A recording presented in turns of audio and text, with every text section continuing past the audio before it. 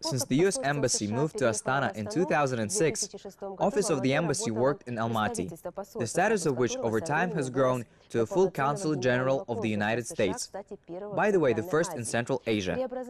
Transforming mission in 2009 at the Consul General was a great idea, a symbol of the constant presence of the American spirit in Almaty, says Theresa Grencik. She led the diplomatic office in 2013. Not so long ago in Kazakhstan, her mission was complete. About her work on how she spent her time in Kazakhstan and the dedication of diplomats, she talked in an interview to Persona Grata program. I found in my time here that Kazakhstani society is already predisposed toward democratic practices. There's a long tradition of tolerance, of accepting a variety of ethnic groups, and I think we all can agree that the key elements of a democratic society, open press, access to media, including non-traditional media, respect for human rights, are the fundamentals that both our country, my country and your country wish to pursue. It's been wonderful to see Kazakhstan, particularly the leadership in Astana, be so forward-leaning and welcoming when various players in the international community need to come together to talk about serious issues. And by keeping these dialogues moving, you have the opportunity to exchange ideas, to exchange best practices, and ideally to craft appropriate measures for each region, for each country, to deal with some of these challenges. Well, certainly the Kazakhstan of 2015 is a dramatically different place than it was in 1990, 1991. Both the people and the government of Kazakhstan have committed themselves to building democratic institutions. Every country finds its own path. Kazakhstan, I think, set itself very ambitious goals to become a serious member of the international community, and it did so by promoting and participating, committing to these regional organizations. In addition to those you've mentioned, Kazakhstan, of course, was the chair in office of the OSCE a few years ago. Kazakhstan is sets a wonderful example for other countries in the region to make a commitment to multilateral cooperation.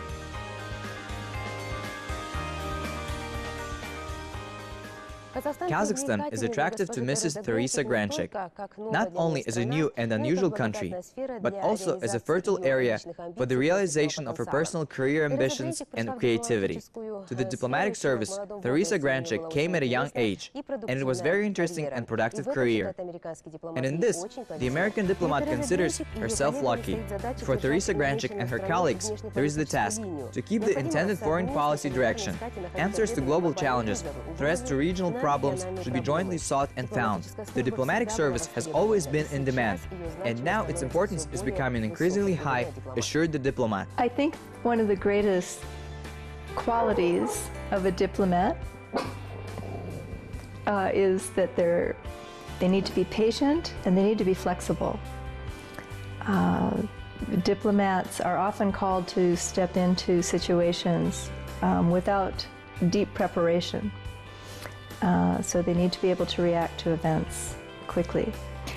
We have been working together on a variety of topics, including security issues, working together on improving trade and commercial relations between our two countries, and also in expanding our relations on cultural and artistic levels.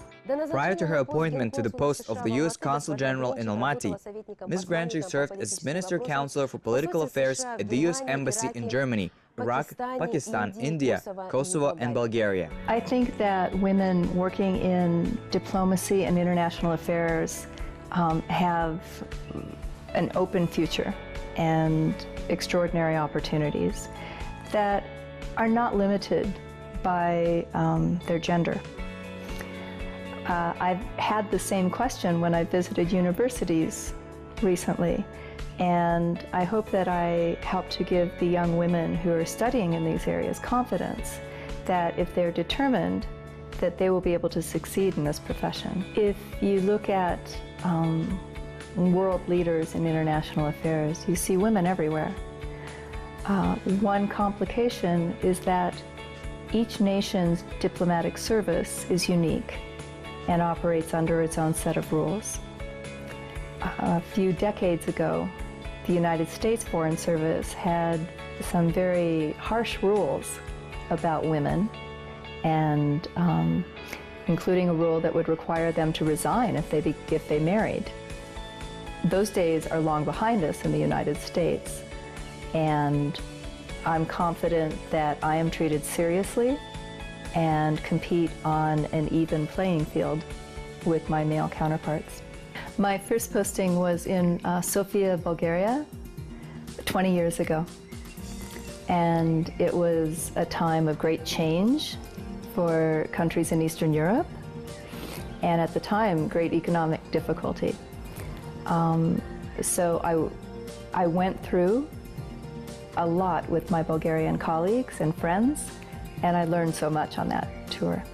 I have been drawn to assignments in a number of conflict zones, which is not necessarily the usual path for American diplomats. I've served in Kosovo right after the war there. I served in Pakistan. I've served in Iraq.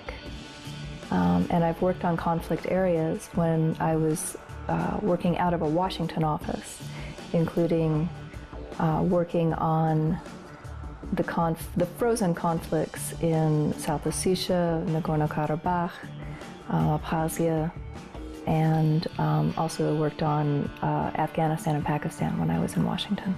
I think what you find when you work in these conflict areas is there are scary things that happen, of course, and you know there are dangers involved. But the people you work with are people who are struggling, and the point of having diplomats there is to help bring these conflicts to a close. So it's the most important work.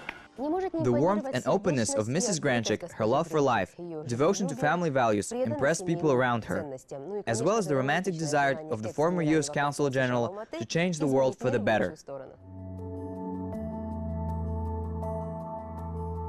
I'm not sure that there's ever been a time in history when all areas of the globe have been at peace. But that doesn't mean we shouldn't try. As a diplomat, my creed, my belief has to be that talking and reasoning with each other is the best way to avoid conflict. And, you know, my colleagues around the world, I think, agree that, you know, it's imperative that we continue dialogue and communication under all circumstances. I think the challenge for diplomats and government leaders is to identify those areas in which they should place a priority in building those connections, but then also to get out of the way of private individuals and institutions who are also building connections, and give those institutions the space to explore and develop creative new ideas. Personal happiness of Theresa Grencik, if you look from the outside, consists from her family and friends, career, and the opportunity to follow the priorities of life, and her small and charming habits. I couldn't begin to name them, but I'm very fond of classic American films, such as The Godfather. I think I could watch that anytime and always find something new in it, which is a bit weird since it's about criminals. I read a great deal, and so I would hate to pick one book because there's always something wonderful new to find.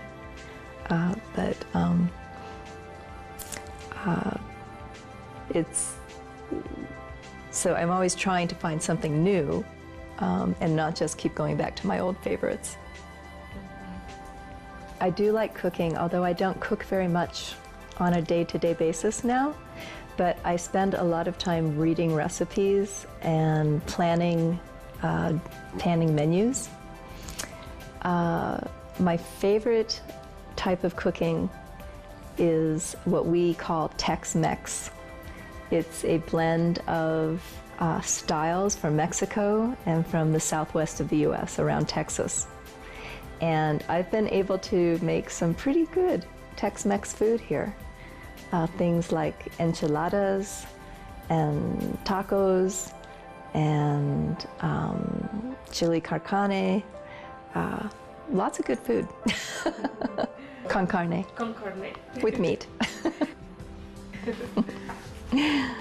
I grew up in that area of the United States, and so when I want food that makes me feel homey, comfortable, that's what I want to make.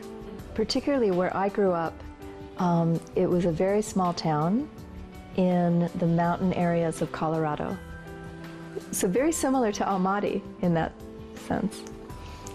But because it was so far away from the big cities,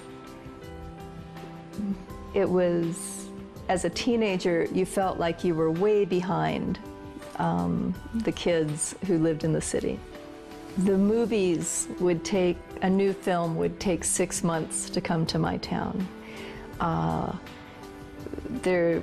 Television, there were only 3 channels at that time. There was no internet. The radio station played only one kind of music, country western. And if you wanted to hear other music, it was your problem. When I was a teenager, it seemed like a very small place. Now, years later, it seems, I realize that it was a very strong community. It was not a wealthy community, but people looked out for each other, they helped each other, and they put a value on education and on being a kind person. Many of the qualities that I draw on in diplomatic situations come directly from growing up in this very small town. First and foremost, my mission is to be a good representative of my government and to understand my government's policies and interests, and then to articulate them and explain them to the people I meet in Kazakhstan.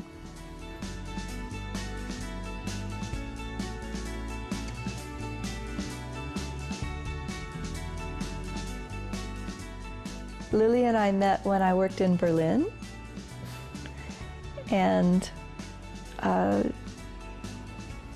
I was ready to have a dog, and so she came to live with me, and then we left Berlin and went to Washington for a year, and then we came to Almaty.